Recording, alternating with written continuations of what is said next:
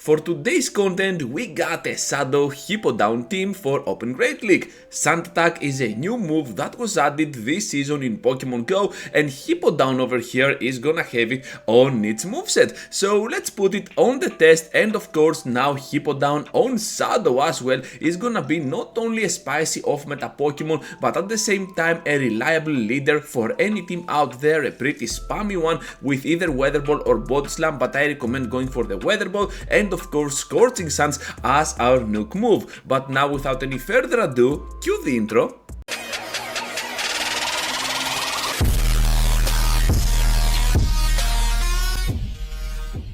Let's begin the battles, and of course we're gonna showcase once again this team against various bad leads along the way, so stay tuned till the end. You definitely do not want to miss these battles. So now with Hippodown being Shadow, we can do so much damage with the Weather Balls, but the Sand Attack is always gonna be resisted. If you didn't know already, Sand Attack is a one turn move, and over here we might fall short to the Aboma Snow even though we had the energy, but I decided to keep that final shield since I miscalculated some things along the way towards the start of this battle. So at the back they have a Quaquaval, which is a Pokemon that I am using every now and then, and I know its moveset. It can learn Aerial Ace, Liquidation and Close Combat. Every single move is not gonna be a big trouble for us, so we can definitely farm down completely in the process. Now at the very end they have that Clodsire. I decided to go here for the bait, which they are not gonna fall into my trap, and right after we're gonna follow with that Ice Beam.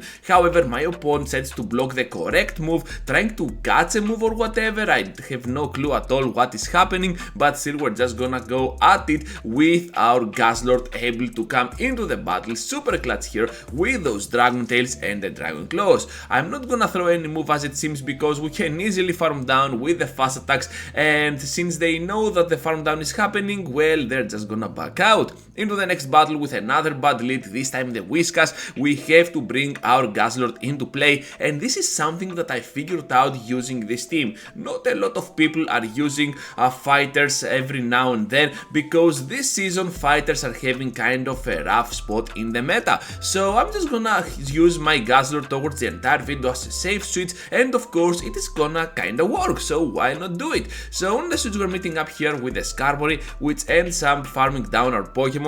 Not the ideal scenario here, but still it is what it is, and we're gonna take it. And you can see that the Sand Attack, even when resisted, it is a one turn move, so we can easily farm down the remaining HP that this Skarmory is having. So at some point we're gonna hit them with that Scorching Suns for big damage, and now at the very end they have another ground type with that Gligar emerging as their third Pokemon. Ice Beam here is gonna connect for lethal damage on their end, and now Whiskas will just throw whatever it has, but to be fair, we can easily destroy them down with a few of those wing attacks. I am in no mood at all to throw any charge attack here, not gonna prolong things anymore, so I'm just gonna farm down with those fast attacks in a weird way.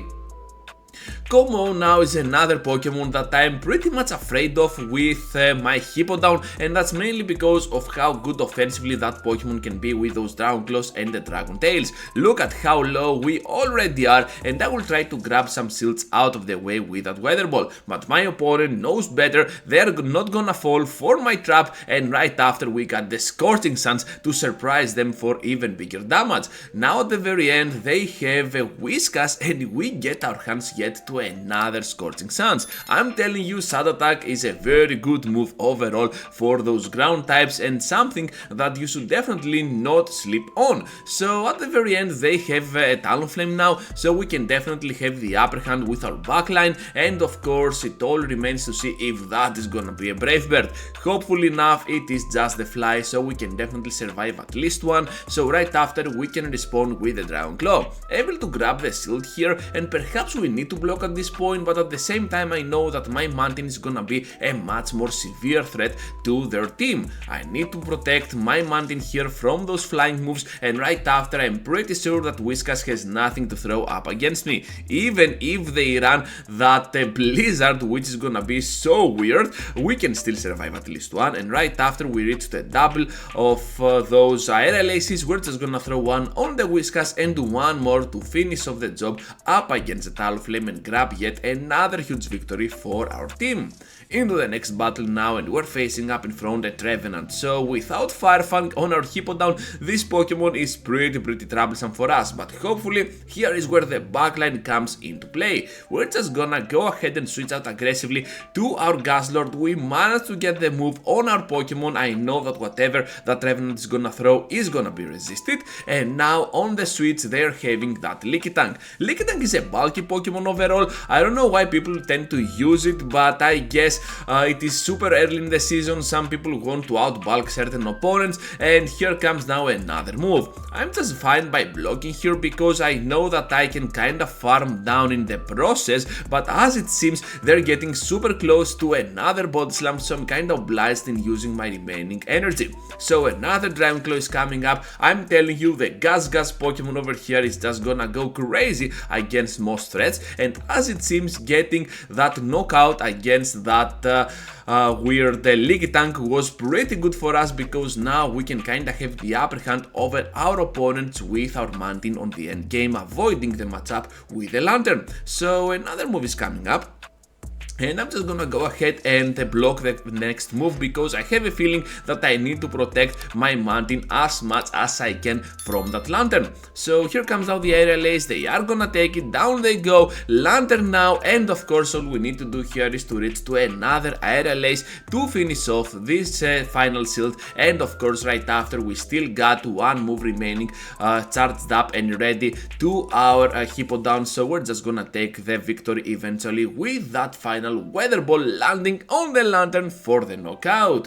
Into the next battle now, and of course Hippodown is gonna go to town even against those bad leads, but up against Serperior not so much, nothing that we can throw in reality. So Empolo now with a new Steel Wing on its moveset, perhaps I need to try this out as well, not only the Sand Attack version of that Hippodown and many others on my channel, perhaps Steel Wing might be kinda fun as well. So anyways, now Hydro Cannon on my shield, since I want to flip around that bad lead that I was having, and as it seems we can do this. So now it all depends on what they might be having as their third, and I cannot guess at this point because I'm not used to those Empoleon teams at all. So now my Mantine is gonna have the upper hand over that Serperior with those flying moves, and if I had better IVs here perhaps the outcome could have been much different, but nevertheless we can still reach to that next Aerial Ace to grab some shields out of the way. So now Weather Ball is just gonna put them out of their misery with that Serperior, but at the very end they have a Feraligatr. I decide to go here for the Scorching Sands, which ends up being a severe mistake,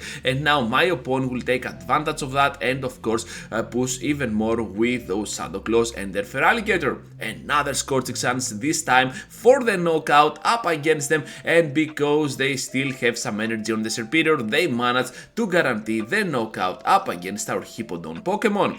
Into the next battle now with the Giratina Origin, which is absolutely insane for the Great League format. If you want to get an Origin Giratina for yourself as well, Niantic already gave us a pretty low CP Giratina, and you need to trade for it with at least a good friend if you want to have any chance at all to get it below 1500 CP. I have at this point 6 tries and I got 0 out of 6, so every single one is having a high attack, and for some reason I'm gonna get them back to back, so yeah, that's kind of a big bummer. Anyways, having now my Dragonclaw here on the Skarmory, able to grab that final shield out of play, and at the same time I will make them drop the remaining energy that they have. You know what, with that Giratina at the very end being super glassy and at the same time they have no shields at all, we might actually nuke it down with a simple Scorching Sands. But my opponent now will just come into the battle with their Vigoroth, which is their third Pokemon, and of course my Mantine here is gonna have the upper hand